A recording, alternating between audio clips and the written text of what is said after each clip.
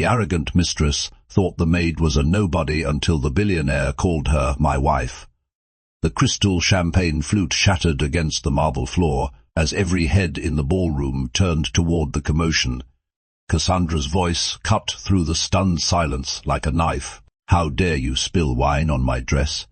Do you have any idea how much this gown costs? More than your entire family makes in a year."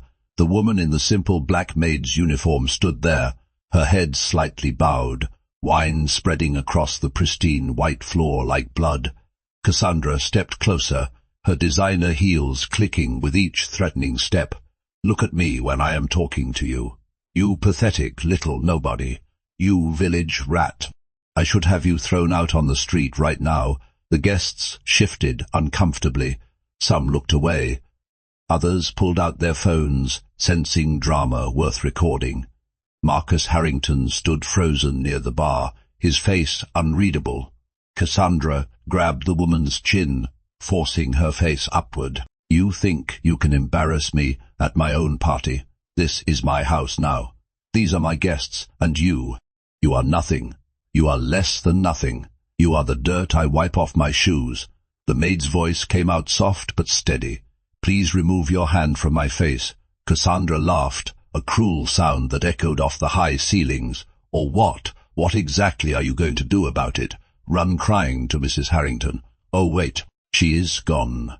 She ran away because she lost a better faith could not handle competition.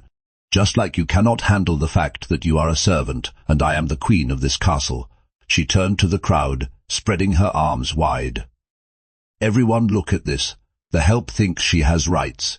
The help thinks she can speak to me like an equal. That is enough." The voice came from the private elevator. Every head swiveled toward the sound, and there she stood. No, in a maid's uniform. No, with her head bowed. Gabrielle Harrington emerged, wearing a crimson evening gown that cost more than the one Cassandra had on. Her hair was swept up elegantly. Diamonds sparkled at her throat. She walked into the room like she owned it, because she did. Cassandra's face went white. But you left. You have been gone for weeks." Gabrielle smiled, and it was not a warm smile. "No, Cassandra, I have been here the entire time, watching, recording, learning exactly who you are." She turned to the woman in the maid's uniform. "Elena, thank you. You can stop pretending now." The maid reached up and removed her wig, transforming in front of everyone from timid servant to confident woman. Cassandra's mouth opened and closed like a fish gasping for air. "I do not understand. What is happening? Marcus, tell me what is happening." But Marcus was staring at his wife, at the woman he thought had abandoned their family, at the woman who had outsmarted everyone in the room, including him. Gabrielle looked at Cassandra with something close to pity. "You thought I was weak because I was quiet. You thought I was defeated because I did not fight you. You thought you had won because I disappeared. But here is what you never understood about me, Cassandra," her voice dropping to a whisper that somehow carried through the entire silent ballroom. "I was never the fictitium in this story. I was never the victim in this story. I was the author, and you were just a character I was studying." She reached into her clutch and pulled out a USB drive. "Every cruel word you said to my children is on here. Every time you humiliated my staff, every plan you made to replace me, every lie you told Marcus. All of it documented, time-stamped, undeniable." The screens around the ballroom flickered to life. "Would you like everyone to see?" "No. I know what you are thinking. How did we get here? How did a billionaire's wife end up pretending to be invisible in her own home? Why would a woman with everything go to such extreme lengths? And what kind of person pushes another human being so far that they become capable of this level of strategic genius? If you love stories about quiet strength destroying loud arrogance, hit that like button right now. And subscribe, because you're going to want to see every twist and turn of this journey. Trust me when I say you have never heard a story quite like this one. Let me take you back 6 months, to the beginning, to the moment Gabrielle Harrington realized her marriage was not broken, it was already dead. The Harrington penthouse sat like a crown jewel atop one of Manhattan's most exclusive high-rises. 62 floors above the chaos of the city, this $30 million property featured floor-to-ceiling windows that framed the skyline like living artwork. The marble floors had been imported from Italy. The chandeliers were custom Swarovski. The art on the walls was original, collected from auctions in London and Paris and Hong Kong. From the outside looking in, this penthouse represented everything people dreamed about when they imagined wealth. From the inside looking out, it was a prison wrapped in silk. Harrington stood at the window of her private sitting room, watching the city lights flicker on as dusk settled over Manhattan. She was 41 years old, though most people guessed she was younger. Her skin was smooth, her posture elegant, her clothing tasteful and expensive. She looked exactly like what she was supposed to be. But her eyes told a different story. They were tired in a way that sleep could not fix, hollow in a way that expensive vacations could not fill, lost in a way that no amount of shopping or spa days or charity galas could address. Once those eyes had sparkled with passion. Once Gabrielle had been Dr. Gabrielle Foster, a literature professor at Columbia University with a reputation for bringing dead poets back to life in her lectures. Students would wait hours to get into her classes. Colleagues would seek her opinions on their research. Publishers would send her books hoping for endorsements that could make careers. That was 15 years ago, before Marcus Harrington walked into one of her public lectures on a whim, before the whirlwind romance that felt like a fairy tale, before she gave up her career to become the perfect wife, the perfect hostess, the perfect ornament on his arm, before she realized that giving up pieces of yourself eventually leaves you with nothing. The door to her sitting room opened and her daughter appeared. "Mommy," Gabrielle turned, forcing warmth into her expression. "Yes, sweetheart." Isla was 10 years old, with her father's dark hair and her mother's intelligent eyes. She was still in her school uniform, her backpack dragging on the floor behind her. "Sapos seers here," again the words long in the air like poisson. Gabrielle did not need to ask who she was, baby. She made Thomas cry. Gabrielle's hands curled into fists at her sides, the only outward sign of the rage building in her chest. What happened? She took his book, the one Grandma gave him before she died. She said it was cluttering the living room, and she threw it in the garbage. Thomas tried to get it back, and she called him a spoiled brat, and said he needed to learn that things do not belong to him just because he wants them. Gabrielle closed her eyes, breathing deeply. Her son Nathaniel, who went by Thomas since that was his middle name and his preference, was 12 years old. He had received that book, a first-edition collection of Sherlock Holmes stories, from her mother just weeks before she passed away from cancer. It was his most treasured possession. He slept with it on his nightstand every single night, and Cassandra Monroe had thrown it in the garbage. "Where is your brother now?" "In his room." "He will not come out, Gabrielle." Gabrielle nodded slowly. "Go start your homework, baby. I will handle this." Isla hesitated at the door. "Mommy." "Yes, why do you let her be so mean to us? Why does Daddy let her stay here?" The question cut deeper than any knife could, because Gabrielle did not have an answer. No, one that made sense. No, one that did not make her sound like the weak, defeated woman she had somehow become. "Go do your homework. I will take care of it." After Isla left, Gabrielle sat on the edge of her reading chair, the same chair where she used to devour novels and grade papers and dream about the book she would someday write. How had this happened? How had she, the woman who once lectured hundreds of students about the power of female characters in literature, become a silent ghost in her own home? She knew the answer. She had lived the answer every day for the past 3 years. It happened slowly. That was the trick. It never happened all at once. Nobody woke up one morning and decided to become invisible. It happened in small surrenders, in quiet compromises, in the gradual erosion of boundaries until there were no boundaries left. It started when Marcus began traveling more.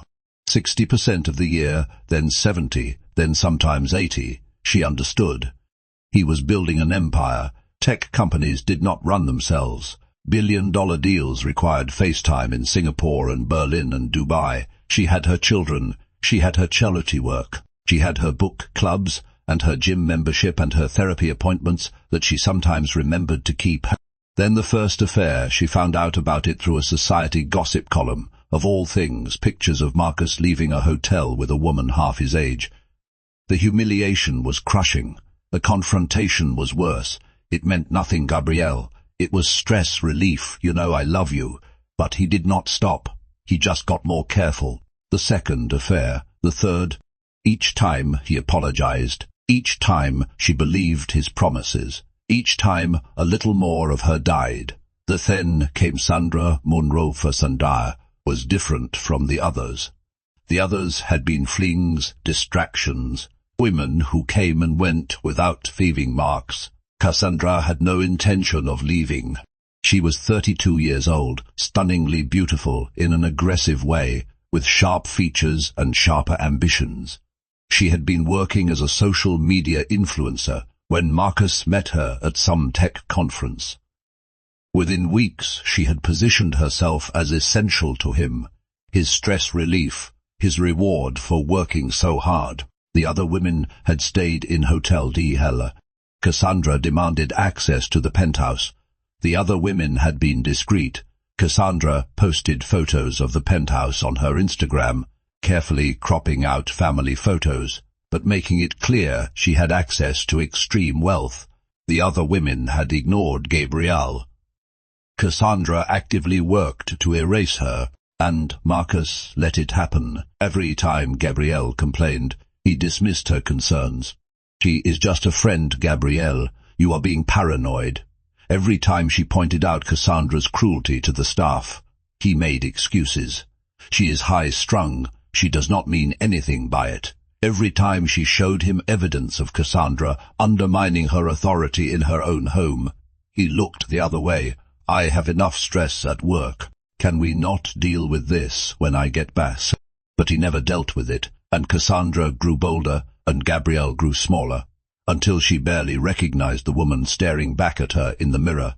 That night, after tucking both children into bed and promising Thomas she would find his grandmother's book, Gabrielle went searching. She found the book in the kitchen garbage, buried under coffee grounds and leftover pasta. She cleaned it carefully, wiping away the stains, smoothing the pages that had been crumpled. And something inside her cracked. No broke cracked, because broken things fall apart. But cracked things are still whole. They just let the light in through different places. She sat on the kitchen floor at 2 in the morning, holding her dead mother's gift to her son, and she made a decision. She could not keep living like this. But she could not leave like this either. If she simply walked away, Marcus would paint her as the unstable wife who abandoned her family. Cassandra would step into her place permanently. Her children would grow up believing that strength meant silence and that love meant tolerating abuse. No, if she was going to act, she needed to be strategic. She needed evidence that could not be dismissed. She needed Marcus and the children and the whole world to see exactly who Cassandra was. She needed to stop playing defense. It was time to write her own story. The next morning, Gabrielle called the only person she trusted completely. Elena Vasquez had been her college roommate at Columbia, back when they were both young women with enormous dreams and no idea how hard the world would work to shrink them. They had lost touch after Gabrielle's marriage, reconnecting only after Elena's divorce 3 years ago. Since then, they had become each other's lifeline. Elena was an actress, brilliant, versatile, currently between jobs and frustrated with an industry that kept trying to put her in smaller and smaller boxes.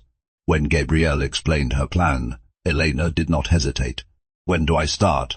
But the plan was more complex than simply having Elena infiltrate the household. Gabrielle needed to be there. She needed to witness everything firsthand.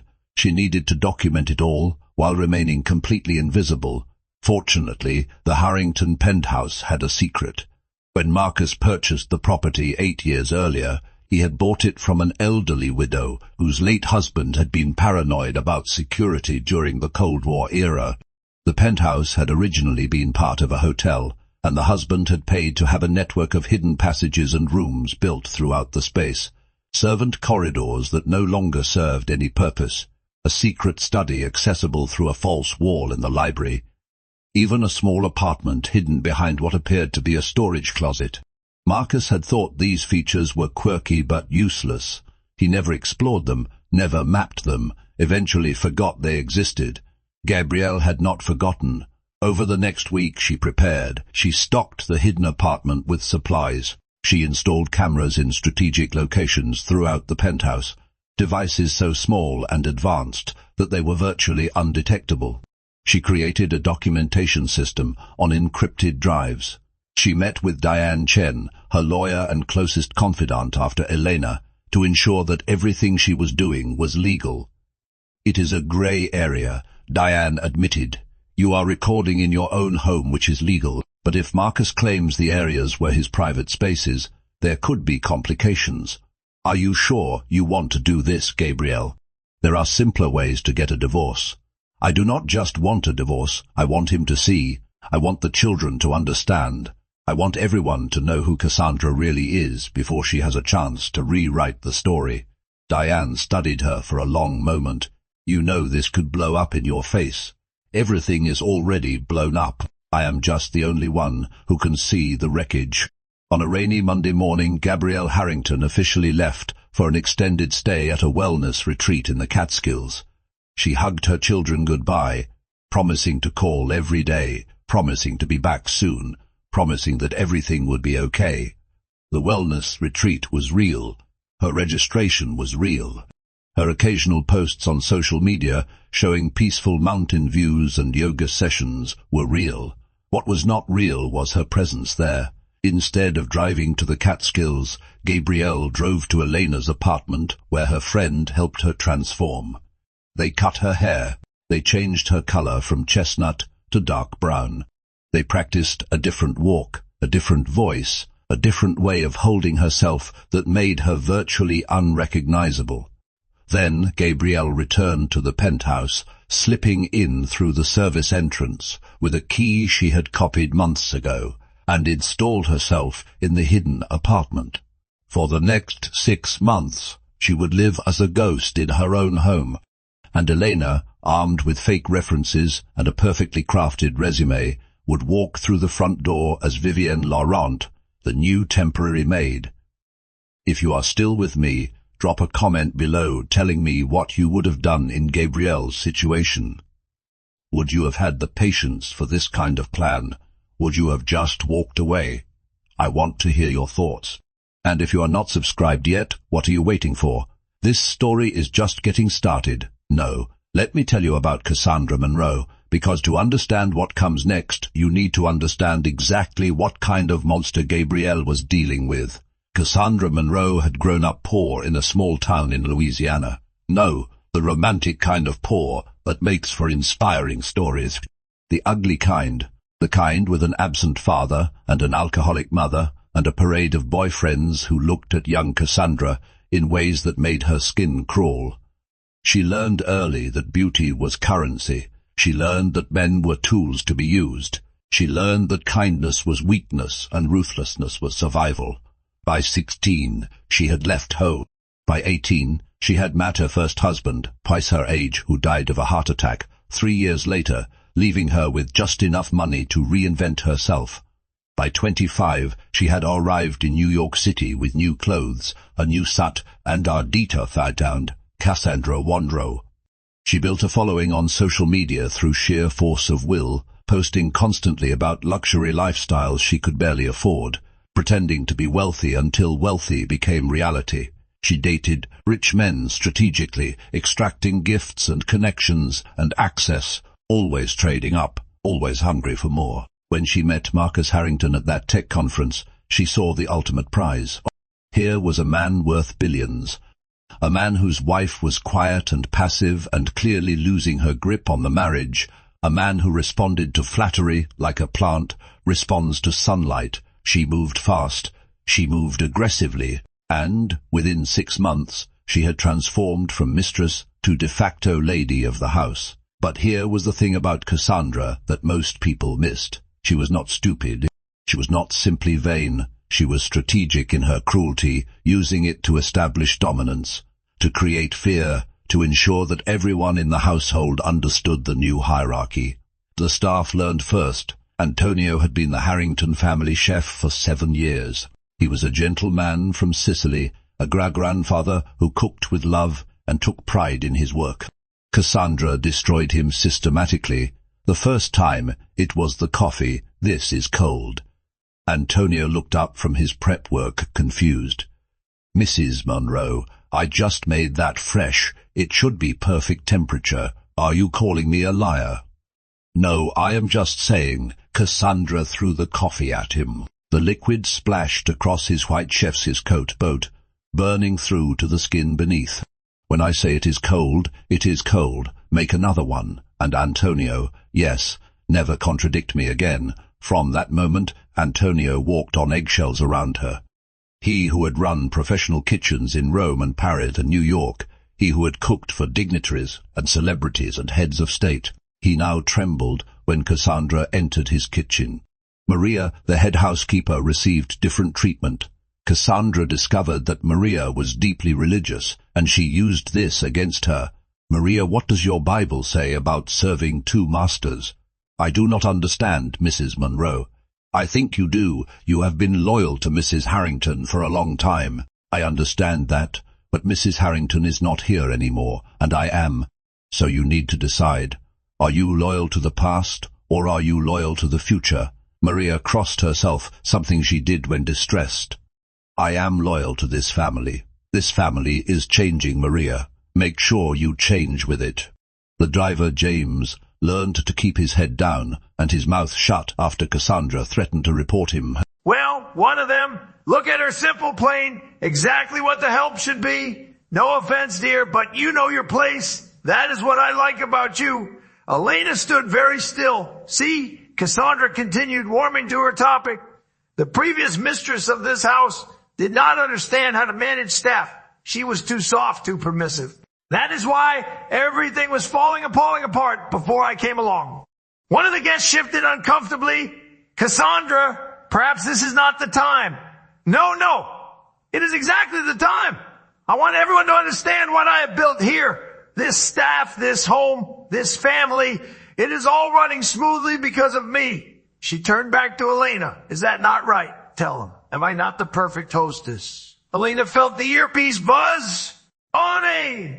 Beep! The signal." She met Cassandra's eyes. "I think the perfect hostess would be the one who actually owns this home. Do you not agree?" Cassandra's smile froze. "Excuse me. I am just saying that Mrs. Harrington is still the legal owner and wife here. Is she not?" Cassandra's face flushed with rage. "How dare you? How dare you mention that name? I apologize if I have overstepped, but you did ask for my opinion." Cassandra grabbed Elena's arm hard enough to leave bruises. "You pathetic little nobody. You think you can embarrass me in my home, at my party, your party." A voice cut through the room in my home. Every head turned toward the private elevator. And there she stood, Gabrielle Harrington. No hiding, no diminished, no defeatees. She was wearing a crimson gown that outshone every piece of clothing in the room. Her hair was swept up elegantly. Diamonds that had been her mother's sparkled at her throat. She walked into the ballroom with the confidence of someone who had never left. The gasps were audible. Whispers spread through the crowd like wildfire. Is that Mrs. Harrington? But I thought she..." Cassandra released Elena's arm, her face cycling through emotions faster than weather changes. Confusion, recognition, horror, rage. You left. You have been gone for weeks." Gabrielle smiled, and it was the smile of someone who held all the cards. "Oh, Cassandra, I've been here the entire time, watching, recording, learning exactly who you are." She gestured to Elena. "Everyone, I would like to introduce you to my college roommate and one of the most talented actresses I know, Elena Vasquez. She has been kind enough to help me with a project over the past several months." Elena reached up and removed the simple hair tie that had changed her silhouette. She straightened her posture, lifted her chin, and the transformation was visible. The timid maid disappeared. In her place was a confident, capable woman. The crowd murmured in confusion and growing fascination. Cassandra sputtered, "I do not understand. What is happening? Marcus. Marcus, tell me what is happening." But Marcus was staring at his wife, at the woman he thought had abandoned their family, at the woman who had somehow outsmarted everyone, including him. "Gabriel," he said slowly. "What did you do? What I had to do?" Gabriel's voice was clear and calm. "You would not believe me when I told you how she treated our children. You would not believe the staff when they showed signs of abuse. You would not believe anyone because believing was inconvenient. So I decided to show you instead." "Show me what?" "Everything." Gabrielle pulled a small remote from her clutch and pointed at the wall. The large decorative screens that had been showing elegant patterns flickered and changed. Suddenly the room was filled with Cassandra's voice. "Are you mad? Look at this plate. Is this how you wash plate? Are you a goat?" The footage showed Cassandra screaming at Maria, throwing a cleaning cloth at her face. Then another clip. "Get out of my way. Stop looking at me like that." Cassandra shoving past Isla, the child stumbling and nearly falling. Then another, "Your mother is weak. That is why she left. That is why she could not handle being here. Because she is pathetic. Just like you are going to be pathetic if you do not toughen up." Cassandra speaking to Thomas in what she thought was a private moment. Then another, and another, and another. 6 months of cruelty compressed into 5 devastating minutes. The room was silent. Guests stared at Cassandra with horror, with disgust, with a particular revulsion reserved for people who hurt children. Cassandra's face had gone from pale to green. Stop this. This is fake. She is lying. She manufactured these videos to make me look bad." Gabrielle paused the footage. "Every clip has metadata. Every recording has timestamps. Every incident can be corroborated by multiple witnesses." She looked around the room. "Anyone want to tell me these are fake?" Nobody spoke. Thomas and Isla appeared at the edge of the room. They had heard the commotion and come down. No, they stood staring at their mother. "Mom," Isla whispered. Gabrielle opened her arms and both children ran to her. She held them tight, finally able to embrace them after months of watching from behind screens. "You came back," Thomas said, his voice breaking. "You came back." "I never left," Gabrielle said softly. "I was always here, watching over you, waiting for the right moment." She looked up at Cassandra, her arms still around her children. "That moment is now." Cassandra turned to Marcus, desperation replacing arrogance. "Baby, you have to understand. This is all. She is crazy. She is vindictive. She planned all of this to destroy me." Marcus looked at her, then at the screens, now frozen on an image of Cassandra threatening his son. "Did you say those things to my children? Baby, did you say those things?" Cassandra's silence was answer enough. "I want you out of my home," Marcus said quietly. "Tonight you're home." Cassandra's voice rose to a shriek. "This was supposed to be my home. I earned this. I put in the work. I made myself indispensable to you." "You made yourself convenient," Gabrielle corrected. "There is a difference." She reached into her clutch again and pulled out a folder. "These are divorce papers. I have been working with my lawyer for months. I am not asking for anything unreasonable. Fair division of assets, primary custody of the children with generous visitation, and a restraining order against you." She looked at Cassandra. "That includes you. You are not to come within 500 feet of my children. If you do, you will be arrested. You cannot do this. I already have. Security personnel appeared at the edges of the room. Private security hired by Gabrielle for this exact moment. Please escort Miss Monroe to the elevator and ensure she leaves the building with her personal belongings only. Everything else stays." Cassandra looked around wildly, seeking support, finding none. The guest who had been toasting to new beginnings minutes ago now avoided her gaze. "This is not over." She hissed at Gabrielle. "You think you have won. You have not won anything." Gabrielle held her children closer. "I have everything I need. That is already winning." The security officers took Cassandra's arms. She struggled briefly, then seemed to realize the hopelessness of her position. As she was led away, she turned back one final time. He will cheat again. You know that, right? You take him back and he will just find another me. Gabrielle's response was calm. Perhaps. But that is a problem for another day. Today is about removing you. The elevator doors closed on Cassandra's furious face. And just like that, she was gone. The party dissolved quickly. Guests made hasty excuses and departed, already composing the stories they would tell about this night for years to come. The caterers packed up early. The string quartet stopped playing within an hour. The penthouse was empty except for family and staff. Alina approached Gabrielle. That was terrifying. Gabrielle finished. And necessary, you were incredible. I was surviving. There is a difference. They embraced. Two women who had pulled off something impossible. The children had not left Gabrielle's side. Isla held her hand like she was afraid her mother might disappear again. Thomas stood close, his protective instincts still engaged. Are you really back? Isla asked. For real this time. I am really back. For real, forever. Where were you sleeping? Thomas asked. How did no one find you? Gabrielle smiled. This penthouse has secrets. Old hidden rooms from when it was part of a hotel. I've been living in one of them. Thomas's eyes went wide. You were in the house this whole time. Like a spy, exactly like a spy. That is so cool. For the first time in months, Isla laughed. Marcus stood apart from the family reunion, watching with an expression that mixed shame and relief and uncertainty. Finally, Gabrielle looked at him. We need to talk. I know. Tonight is for the children.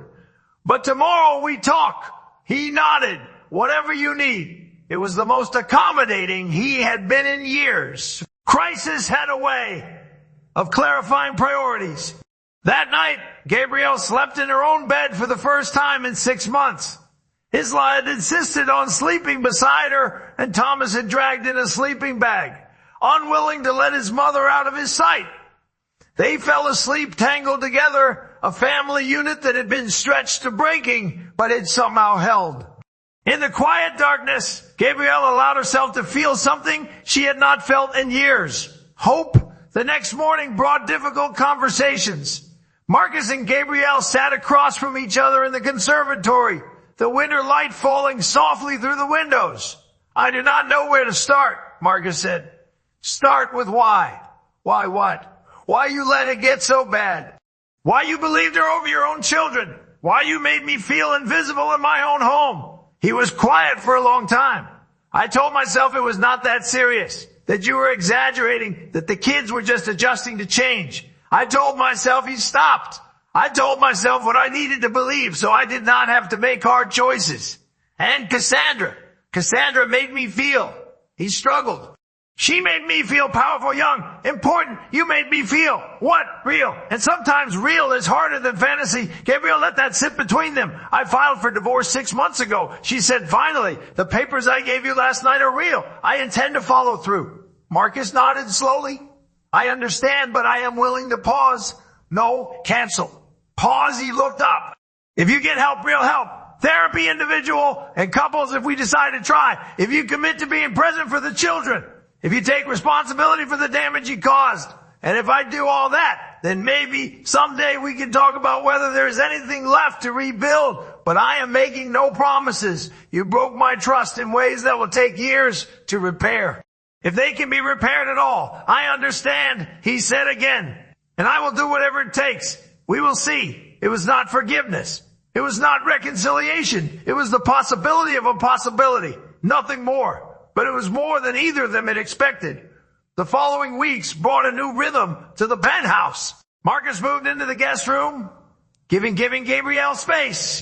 He started seeing a therapist 3 times a week. He came home at reasonable hours. He ate dinner with his children and helped them with homework and asked them about their days.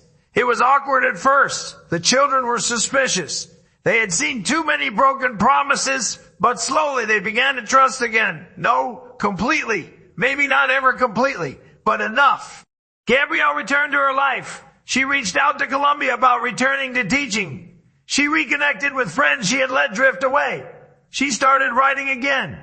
the book she had always planned to write about resilience and survival. Elena stayed for a month to help with the transition, then returned to her own life with promises to visit often. Their friendship had deepened through fire, forged into something unbreakable. The staff relaxed. Antonio's cooking became joyful again. Full of experiments and surprises, Maria sang while she worked. James smiled when he opened the car door. The penthouse became a home again. 3 months later, Gabrielle received word about Cassandra. The scandal from the party had spread through social media like wildfire. Video clips had gone viral. Her influencer career collapsed. Brands dropped her. Followers abandoned her. She had been exposed as a bully and an abuser, and the internet showed no mercy. She had left New York entirely, reportedly moving to a small town in Florida. There were rumors of a retail job, of a studio apartment, of a life reduced to something humble and ordinary. Gabrielle felt nothing when she heard this. No satisfaction, no vindication. Nothing at all. Cassandra was a chapter that had ended. There was no need to reread it. 6 months after the party, Gabrielle stood before an audience of 500 women. She was delivering the keynote speech at a conference on domestic resilience. Her book had been published 2 months earlier, and it hit the bestseller list. It was called Invisible No More, and it told her story in all its painful, triumphant detail. When people asked me why I did what I did, she said to the rapt crowd, why I went through such an elaborate plan rather than simply leaving. I tell them this. She paused, letting the silence build. Sometimes walking away is the right choice. Sometimes it is the brave choice. But sometimes when there are children involved, when there is a household of people being abused, when there is a man who refuses to see what is right in front of him, sometimes you have to make the truth undeniable. You have to force people to see. Because some situations require witnesses. They require evidence. They require a spectacle large enough that no one can look away. She looked out at the audience, at women of all ages and backgrounds, some nodding, some wiping away tears. But here is what I want you to remember. The plan was not the point. The revenge was not the point. The public humiliation was not the point. The point was this. She placed her hand over heart. I had spent years making myself small, making myself quiet, making myself invisible so that I would not cause problems. I had forgotten that I deserved to take up space. I had forgotten that my voice mattered. I had forgotten that my children were watching me and learning from me and modeling their lives on mine. Her voice cracked slightly. When I finally stood up, I was not doing it for revenge. I was doing it for my daughter, so she would know that women do not have to accept abuse. I was doing it for my son, so he would know what it looks like when someone defends themselves with dignity. I was doing it for every person in that household who had been made to feel small. And yes, I was doing it for myself. Because I deserve to be seen. I deserve to be heard. I deserve to exist fully and completely without apologizing for it. She smiled. So do you. So does every single person in this room. You are not invisible. You have never been invisible. You have just been waiting for permission to be seen. This is me telling you. You have permission. You have always had permission. No. Go claim your space. The applause that followed was thunderous. A year after the party, Gabrielle and Marcus sat in their therapist's office. They had been meeting here weekly for 12 months. Some sessions had been productive. Some had been brutal. All had been necessary. Where do you two see yourselves? The therapist asked. A year from now. Gabrielle spoke first. I see myself continuing the work I have started. Writing, teaching, helping other women find their voices. I see myself as a present mother, an active participant in my children's lives. And your marriage. She looked at Marcus. I honestly do not know. Marcus took a deep breath. I see myself as a better father than I was, a better man than I was. As for the marriage, he met Gabrielle's eyes.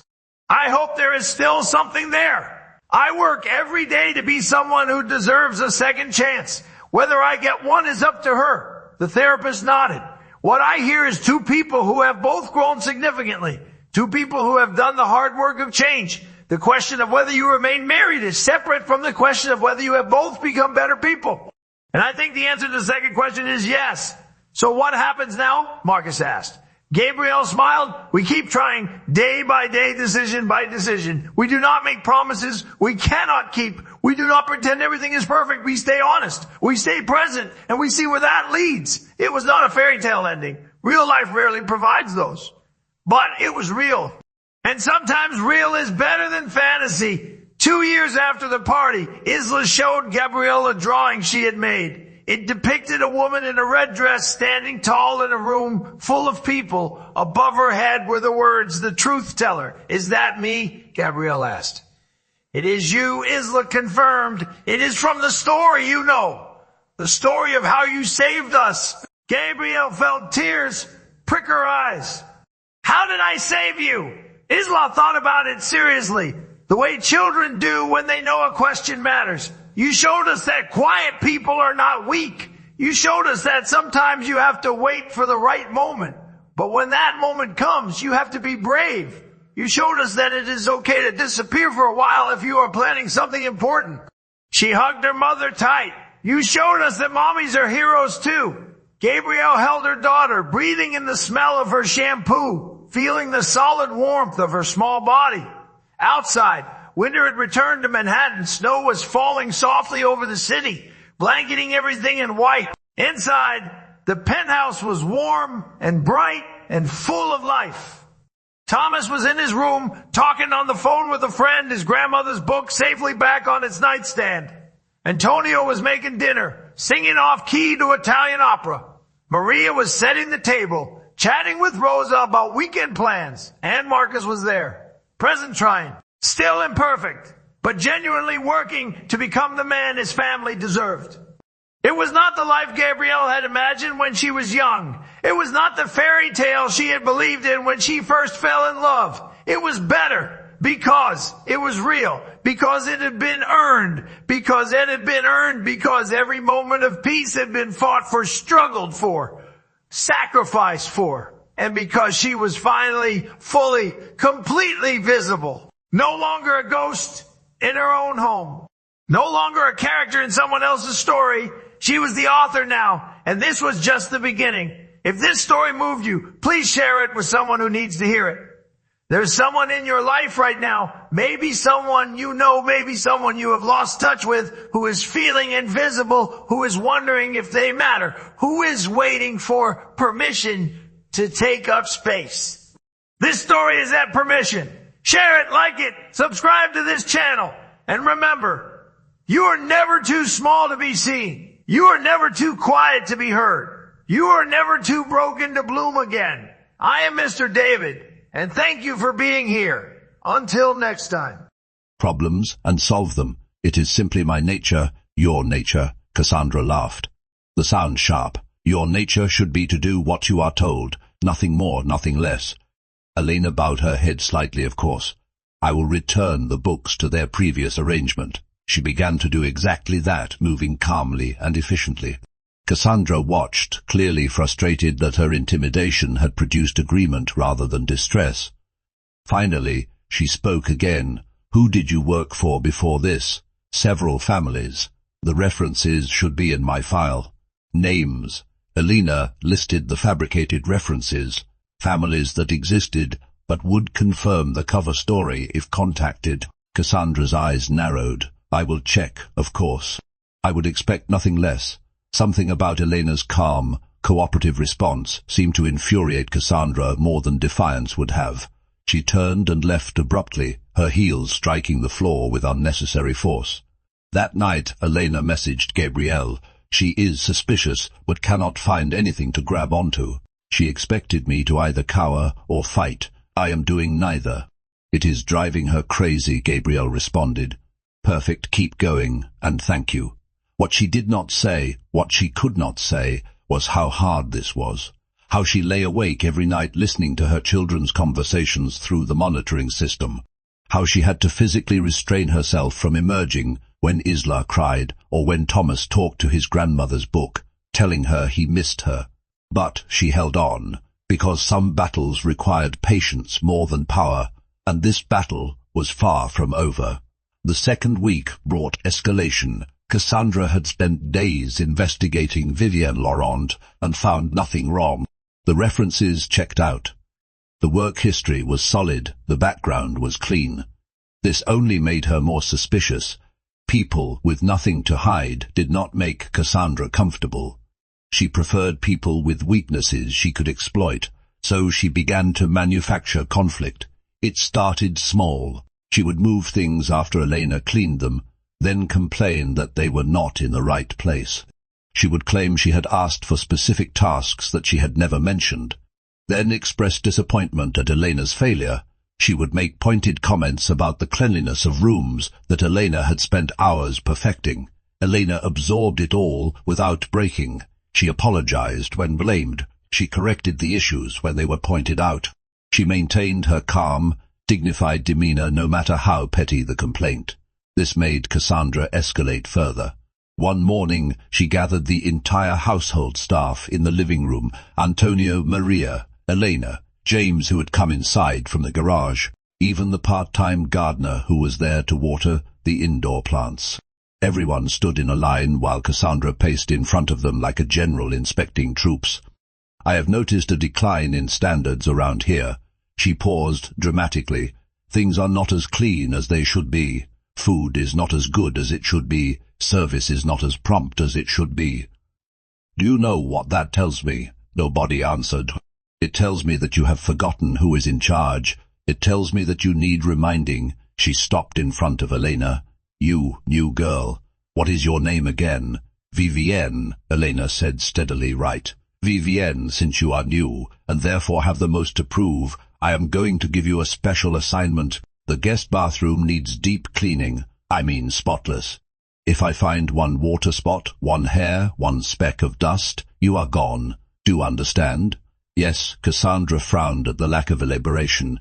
"Yes, what?" "Yes, I understand." "You should say yes, Mrs. Monroe." Elena hesitated just briefly. She knew this was a power play. Cassandra wanted verbal submission, not just cooperation, but Vivienne Laurent would cooperate without surrendering her dignity.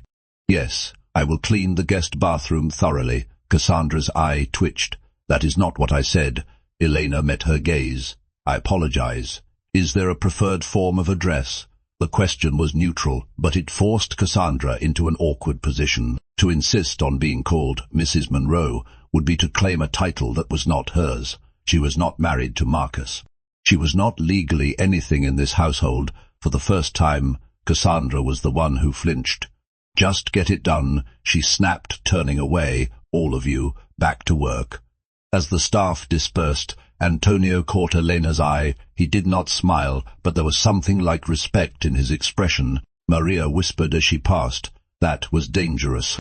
Elena whispered back, "Sometimes standing up looks like standing still." That night, in her hidden apartment, Gabrielle rewatched the confrontation footage 3 times. Her friend was magnificent. No aggressive, no passive, simply present, unmoved, undiminished. It was exactly what this household needed to see. But Gabrielle knew Cassandra would not stop. She would keep pushing until something broke. The question was what would break first. The bracelet incident happened on the 11th day. Elena was cleaning the master bedroom, a space she rarely entered, because Cassandra was territorial about it. But Maria had called in sick, leaving more tasks to be distributed. She was straightening the vanity when she noticed the jewelry box was opened. Inside, she could see an arrangement of expensive pieces, diamonds, emeralds, a ruby necklace that Gabrielle had mentioned belonged to her grandmother. Elena did not touch anything. She simply closed the box and continued her work. 20 minutes later, Cassandra burst into the room. "Where is it?" Elena looked up from making the bed. "I am sorry. Where is what?" "My diamond bracelet. The one Marcus gave me. It was in my jewelry box this morning, and now it is gone." Elena's heart rate increased, but her voice remained calm. "I have not touched the jewelry box. I closed it when I noticed it was open, but I did not reach inside." Cassandra's eyes narrowed. "You closed it, so you admit you were near it." "I was cleaning this room. The vanity is part of this room." Cassandra moved closer, her voice dropping to something dangerous. "I know your type. You come into wealthy homes, you see things you could never afford, and you take them, thinking no one will notice, thinking you will get away with it. I have not taken anything, Elena said firmly. Cassandra smiled, the expression cold. We will see, she called for the rest of the staff. She demanded that Elena's room be searched. She made accusations loudly enough that everyone in the penthouse could hear. The children emerged from their rooms, drawn by the commotion. What is happening? Thomas asked, his expression guarded. This maid stole from me, Cassandra announced, and I am going to prove it. She did not, Isla said immediately. Vivienne would not steal. Cassandra turned on the child. And how would you know that? You have known her for a week. I know she is nice. I know she reads books like Mommy. I know she enough. Cassandra cut her off. Children should stay out of adult business. Elena watched the exchange, her heart breaking for these kids who kept trying to defend people against a woman they should not have to fight. Then Marcus's voice came from the doorway. What is going on here? He had come home early, something rare. He was still in his work clothes, laptop bag over his shoulder, looking annoyed at the chaos. Cassandra ran to him, her demeanor shifting instantly to wounded victim. Baby, thank God you are here. This new maid stole my bracelet, the diamond one you gave me for our anniversary. Elena noted the use of anniversary as if they were married, noted the way Cassandra pressed herself against Marcus, playing the damsel. Marcus looked at Elena. Did you steal it? No, sir. I did not enter the jewelry box. I closed the lid when I noticed it was open and continued my work. She is lying, Cassandra insisted.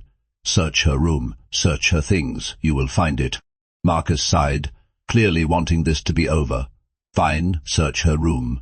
The next few minutes were humiliating by design. Maria was forced to go through Elena's modest belongings while Cassandra watched triumphantly. Nothing was found. Cassandra's face fell, then hardened. She planted it somewhere else. Check the common areas. Check everywhere. It was Thomas who found the bracelet. He had been watching quietly from the hallway, his young face thoughtful. While the adults searched, he walked to the master bedroom, to the jewelry box, and opened it. It is here, he called out. Everyone froze. Thomas lifted the diamond bracelet, which had been caught in the velvet lining at the back of the box. It must have slipped down between the sections. Cassandra's face went pale. That is not. I looked there. You accused someone without checking properly, Thomas said, and there was steel in his 12-year-old voice. Mom always said to gather evidence before making accusations. Shh. Marcus stared at his son, at the bracelet, at the maid who had been wrongly accused, and at the woman who had made those accusations. Cassandra, he said finally, I think you owe an apology. Cassandra's expression cycled through disbelief, then fury, then something that might have been fear. I was worried. It is an expensive piece. Anyone would have assumed. An apology, Marcus repeated. Cassandra looked at Elena, and in that look was pure hatred. I am sorry for the misunderstanding. Elena inclined her head slightly. I understand the bracelet has sentimental value. I am glad it has been found. She returned to her work as if nothing had happened. But everything had happened. The children had defended a stranger against Cassandra. Thomas had used logic to defeat manipulation. And for the first time, Marcus had required Cassandra to back down. It was a small victory, but it was a victory. That night, Gabrielle cried, no from pain but from pride. Her children were still the people she had raised them to be. Despite everything, they still knew right from wrong, and they were going to be okay. No matter what happened next, they were going to be okay. All right, let me stop here for a moment because I need you to understand something. What happened with that bracelet was not random. Cassandra planted it. She hid it specifically so she could accuse Elena and have her thrown out. The fact that Thomas found it in the jewelry box was partly luck, and partly that kid being smarter than anyone gave him credit for.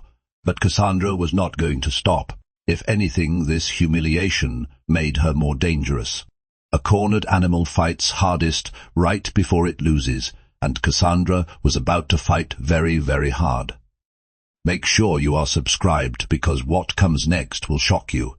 And if this story has you on the edge of your seat, hit that like button. Let me know you are with me.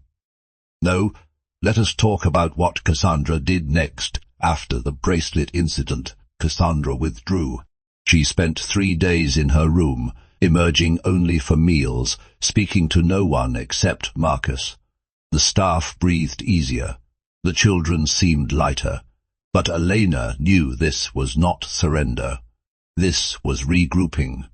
She is planning something, she messaged Gabrielle.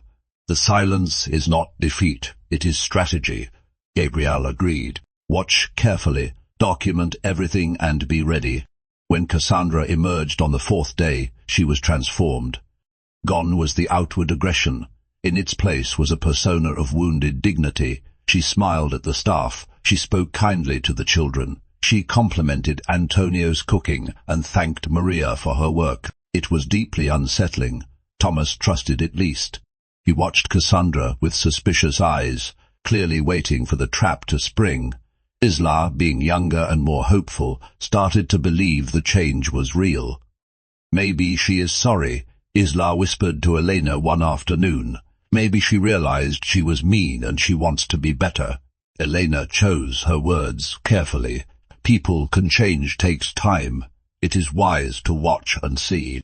Elena herself was on high alert. This kind of dramatic shift in behavior usually preceded something significant. Cassandra was laying groundwork, building plausible deniability, making it so that when she struck, no one would believe the victim. The party announcement came a week later. Cassandra gathered everyone in the living room with an excited smile. I have wonderful news. I am planning a celebration. It has been a difficult time for everyone with Mrs. Harrington's absence and the adjustment period. I want to bring some joy back into this home. She looked at Marcus, who had been briefed ahead of time and looked vaguely uncomfortable but compliant. Marcus and I are hosting a gathering. Business associates, friends, people who matter. It will be a chance to show everyone that this family is moving forward. Thriving. The word hung in the air. What kind of party? Thomas asked flatly. An elegant evening event. Black tie. The best caterers, the best musicians. The best of everything. Is it someone's birthday? Isla asked, confused.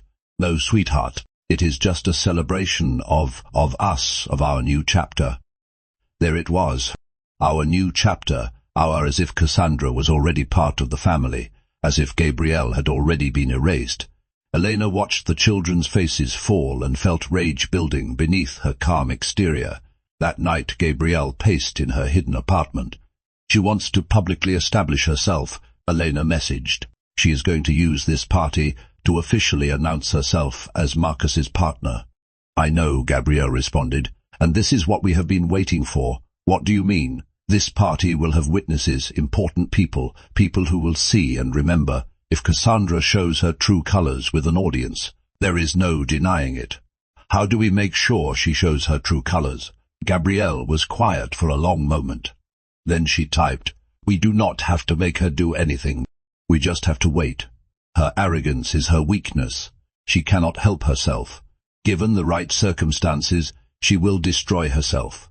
And if she does not, then I destroy her myself. The party was scheduled for 3 weeks out, 3 weeks of preparation.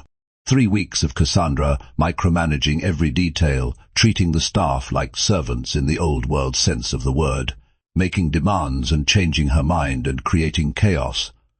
Her nice act slipped immediately once the stress began. No, this color, she snapped at the florist. Do I look like I want pink? I said blush. Blush and pink are not the same thing. Are you color-blind or just stupid? The cake needs to be taller, she screamed at the caterer. What is this, a children's birthday party?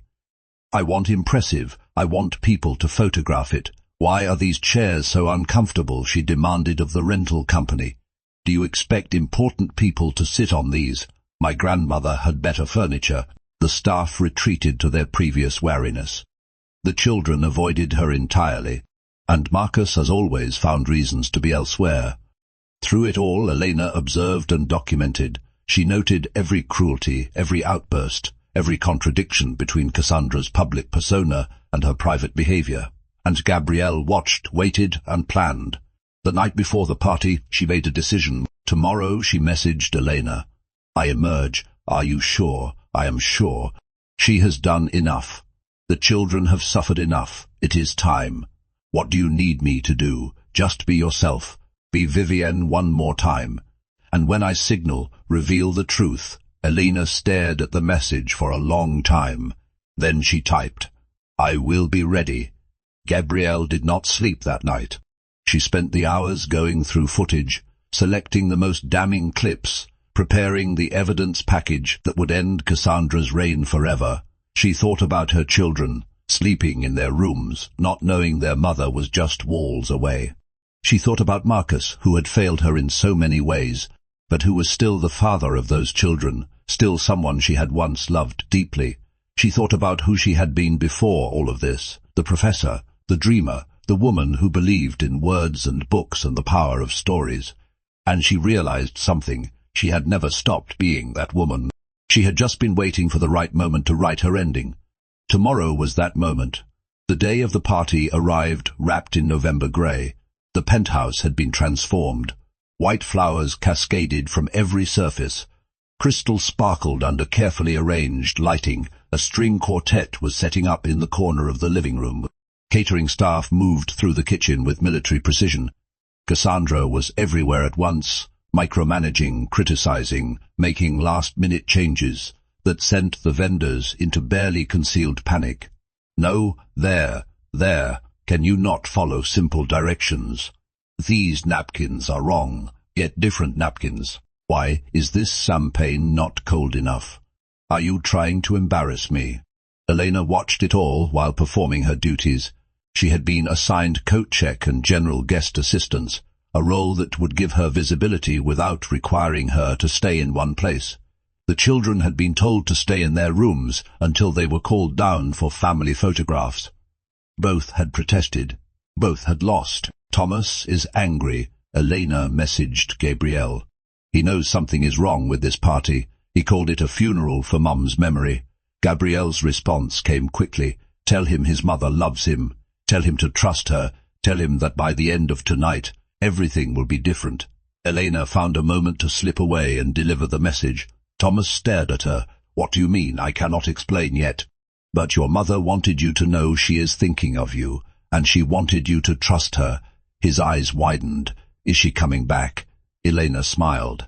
Trust her. When Elena left, she could hear Thomas calling to Isla. Come here. I need to tell you something. The guests began arriving at 7. They were exactly who Gabrielle had predicted.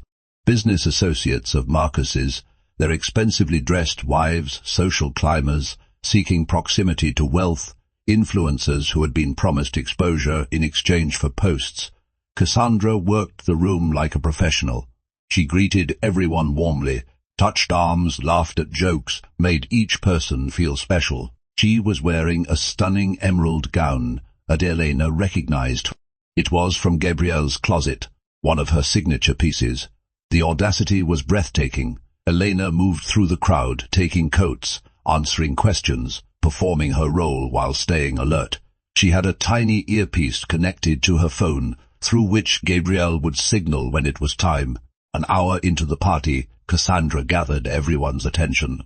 I want to thank you all for coming. This evening is very special to me. As many of you know, this household has been through some changes recently, but I believe in moving forward. I believe in building new futures rather than clinging to old pasts. She looked at Marcus, who stood nearby, looking uncomfortable. Marcus and I have created something beautiful here, a partnership, a vision for the future, and I wanted all of you to be part of celebrating that. She raised her glass. To new beginnings, glasses raised throughout the room. To new beginnings. Elena felt sick. This woman was standing in another woman's home, wearing another woman's dress, toasting to the erasure of another woman's existence. But she held her composure. She waited for the signal. It came sooner than expected. Cassandra, emboldened by champagne and attention, spotted Elena across the room. You, she called out loudly enough for nearby guests to hear. Maid girl Elena approached calmly. "Yes, get me another drink, and be quick about it." Elena nodded and moved toward the bar. But Cassandra was not finished. "Actually, wait. Stay here. I want everyone to see the difference between us." She pulled Elena to her side, addressing the cluster of guests who had turned to watch. "This is my household staff." But the children received the worst of it. Cassandra was too smart to hit them, too smart to leave marks. She was careful in ways that abuse does not show up on cameras or in police reports. With Thomas, she was dismissive and demeaning. She called him weird for reading books. She mocked his interests. She compared him unfavorably to hypothetical other children who did sports and made friends easily. With Isla, she was coldly critical. She pointed out that Isla was gaining weight. She suggested that Isla would never be pretty enough to succeed in the world without her mother's money. She asked questions like, "Does your mother know you eat that much at dinner?" Both children learned to avoid her, but you could not avoid someone who was always there. And Marcus, what about Marcus? Marcus was willfully blind. Every time one of the children complained, he told them they were exaggerating. Every time the staff showed signs of distress, he assumed it was normal workplace stress. Every time Cassandra was cruel in front of him, she was expert at framing it as a joke, as tough love, as necessary discipline. Besides, Cassandra gave him something his wife could not: excitement, validation, a feeling that he was still young and desirable and powerful. Gabrielle had become a mirror that showed him his failures.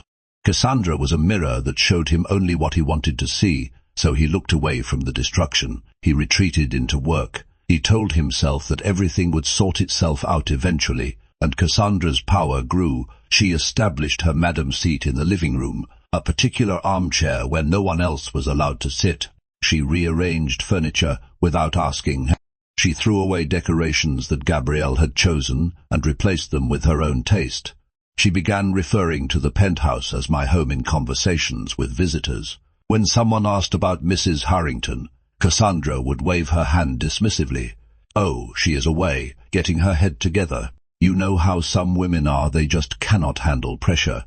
The implication was clear. Gabrielle was weak. Gabrielle was broken.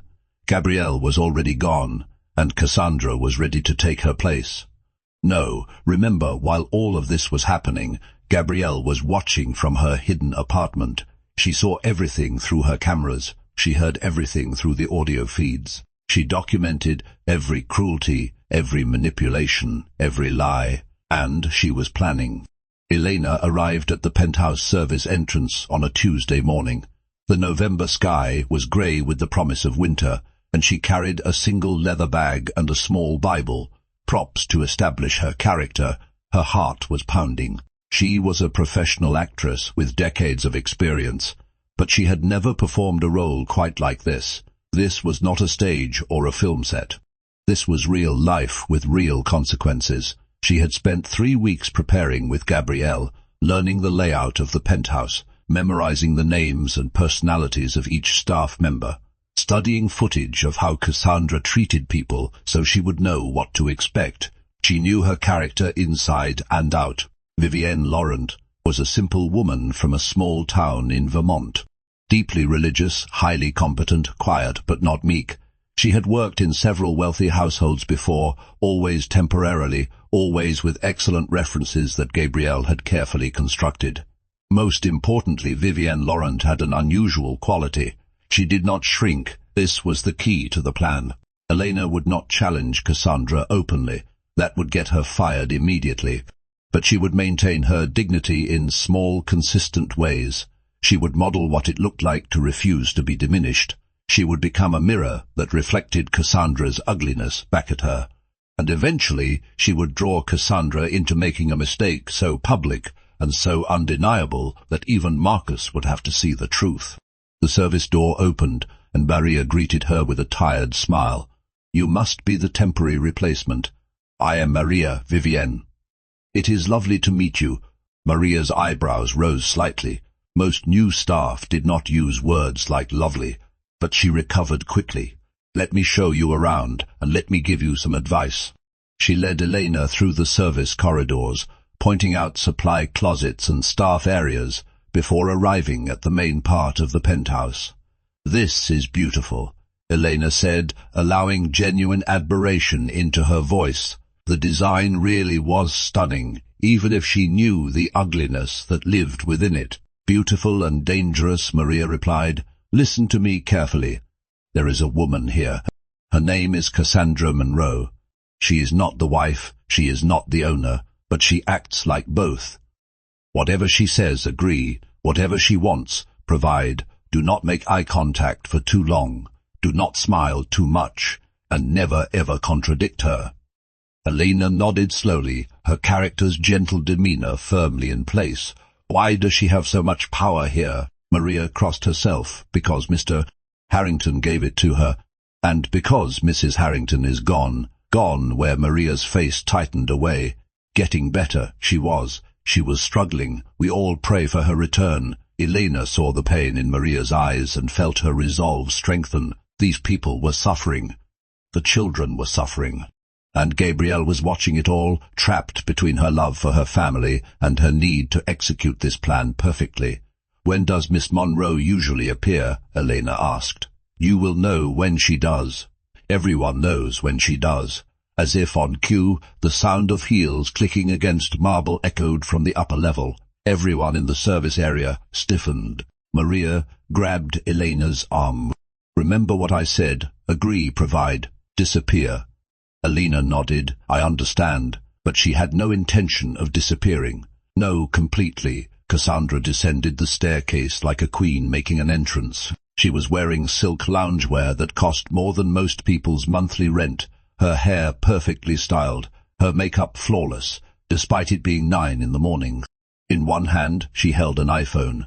In the other, a cup of coffee that Antonio must have prepared before Elena arrived. She spotted Maria first. "Maria, there you are. The bathroom in the guest suite needs attention.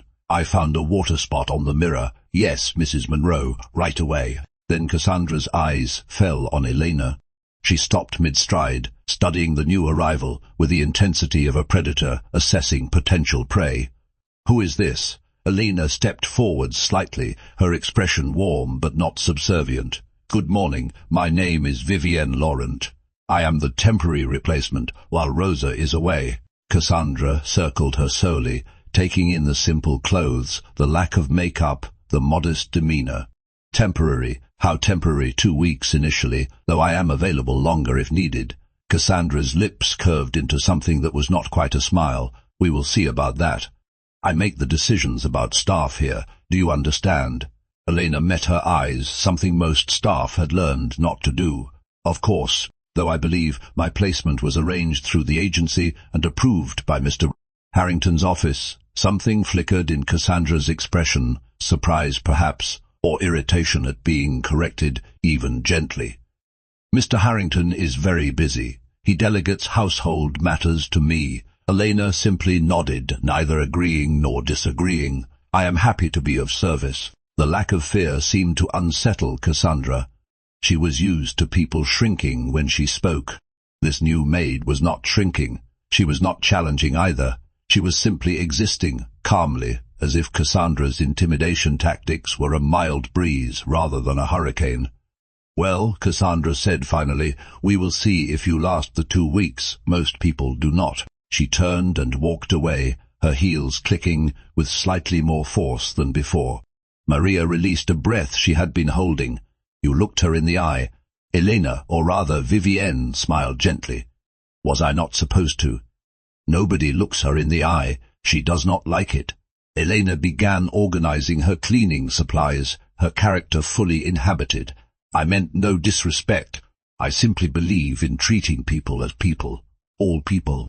Maria watched her for a long moment, something shifting in her expression. "You are different. I hope that is a good thing. We will see," Maria echoed. But this time there was a note of hope in her voice. Gabrielle watched the entire exchange through her hidden camera feed. She was sitting in her small secret apartment, headphones on, heart racing. Elena had done it. The first interaction had gone exactly as planned.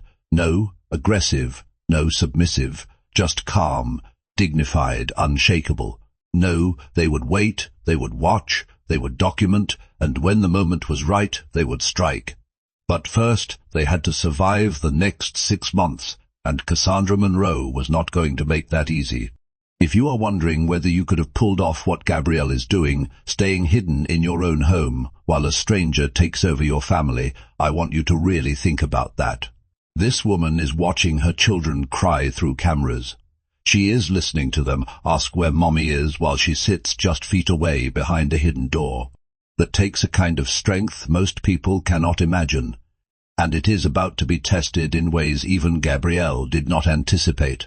Share this video with someone who needs to hear a story about quiet strength, and stay with me because the confrontations are just beginning.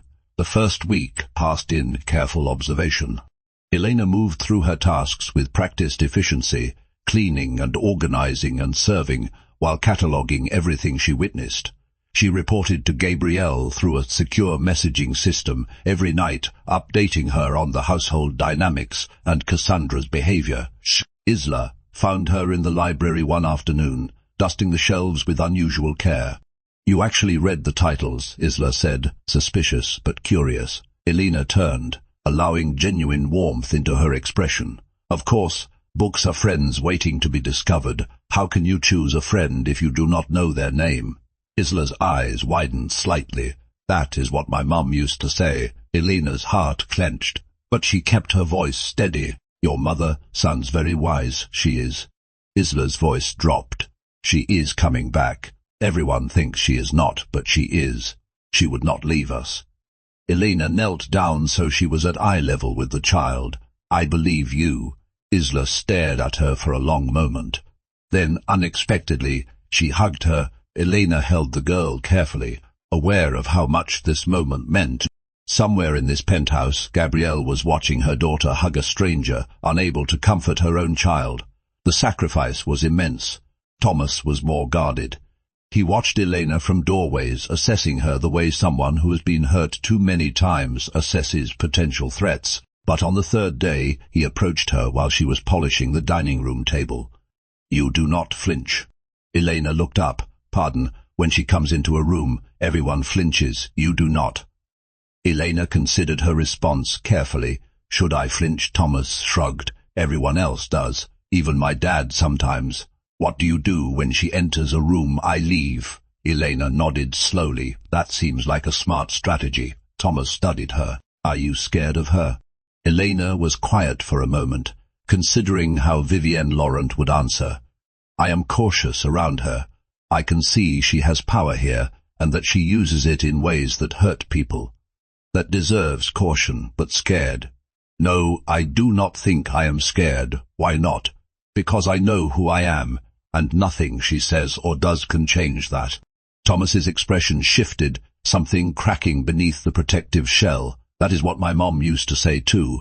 She used to say that other people's cruelty says everything about them, and nothing about you. Your mother taught you well." "She did." Thomas's voice caught. "She does. She is coming back. I believe you too." It was a small moment, a brief exchange, but Elena could see something change in the boy's eyes, a tiny spark of hope being carefully protected. Meanwhile, Gabrielle watched and wept silently. Her children were still holding on. They still believed in her. She could not let them down. Cassandra's next confrontation came on the 5th day. She found Elena reorganizing the living room bookshelves, having noticed they were arranged by color rather than by author or subject. "What are you doing?" Elena did not jump at the voice.